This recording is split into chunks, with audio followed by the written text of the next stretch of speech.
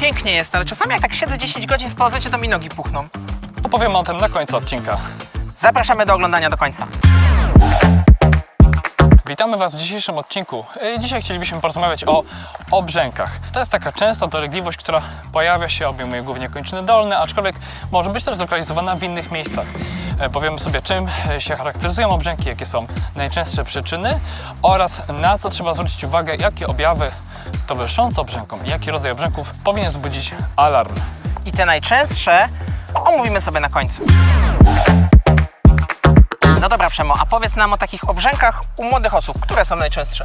Wydaje mi się, że u osoby młodej, szczególnie takiej, która jest aktywna fizycznie, najczęstszą przyczyną obrzęków będą obrzęki urazowe, czyli związane z jakąś kontuzją. Niekoniecznie musi być to bezpośrednio związane z danym urazem, może być to też związane na przykład z przeciążeniem. Czyli co, jak ktoś pójdzie nagle na 20 km w Tatry, a przez ostatni miesiąc przeszedł się co najwyżej do sklepu i z powrotem, no to co?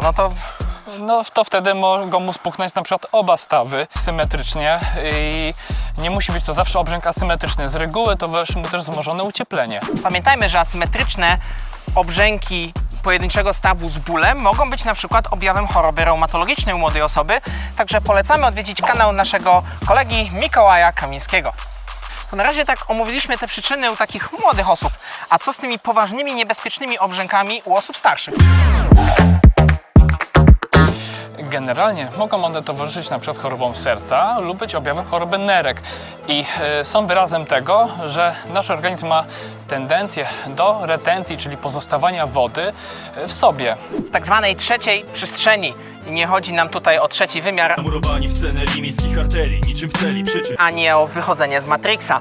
To po prostu woda, która zatrzymuje się w kończynach dolnych i funkcjonuje jak ciasto, dlatego nazywamy te obrzęki ciastowatymi. Jak je ugnieciesz, to zostaje odkształcenie po Twoim palcu.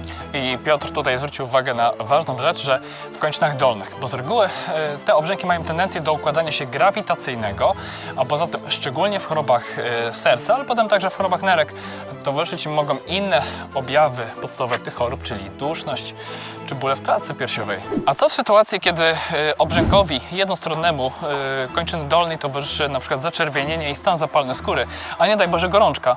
No to taka sytuacja, która w POZ-cie, w podstawowej opiece zdrowotnej się zdarza. Jest to najczęściej róża, czyli mamy taką sytuację, gdzie dochodzi do zakażenia tkanek podskórnych w obrębie najczęściej podłudzia i grozi to nie tylko infekcji poszerzającej się, która może spowodować sepsę, ale też zakrzepicy. No i wymaga to zawsze konsultacji z lekarzem. No dobra, Przemo, a co z tymi obrzękami hormonalnymi? I teraz, jeśli chodzi o taką najbardziej przyziemną przyczynę, to u płci pięknej może być to związane na przykład ze zmianami stężeń hormonów w cyklu. Natomiast jeśli już chodzi o przyczyny chorobowe, no to możemy mieć do czynienia na przykład z taką skrajnie zaawansowaną niedoczynnością tarczycy albo hiperkortyzolemią w przebiegu na przykład zespołu Cushinga. Dodatkowo zaburzenia wodno-elektrolitowe, odwodnienie paradoksalnie też może powodować obrzęki. Piotr, a jakie są według Ciebie objawy alarmowe, takie, które powinny skłonić do niezwłocznej konsultacji z lekarzem? Jest to na pewno obrzęk z guzem, jest to na pewno obrzęk z gorączką. Jeżeli masz bóle w klatce piersiowej albo uczucie duszności, to na pewno też. I to, co zawsze jest objawem alarmowym i wymaga kontaktu z lekarzem, to jest nieplanowana, samoistna utrata masy ciała. Ale co w sumie z tymi moimi obrzękami? Wiesz co, Piotr, tak naprawdę jeśli nie masz innych chorób i nie towarzyszą tym małym obrzękom inne objawy, to powinieneś po prostu nie siedzieć 10 godzin na tyłku. To powinno być widać. No dawaj. O kurwa. O, a salto? Ja nie umiem to, wiesz, bo ja się oduczyłem. No a to co robiłeś, no było salto. Ja się oduczyłem, bo ja Przestałeś trikować.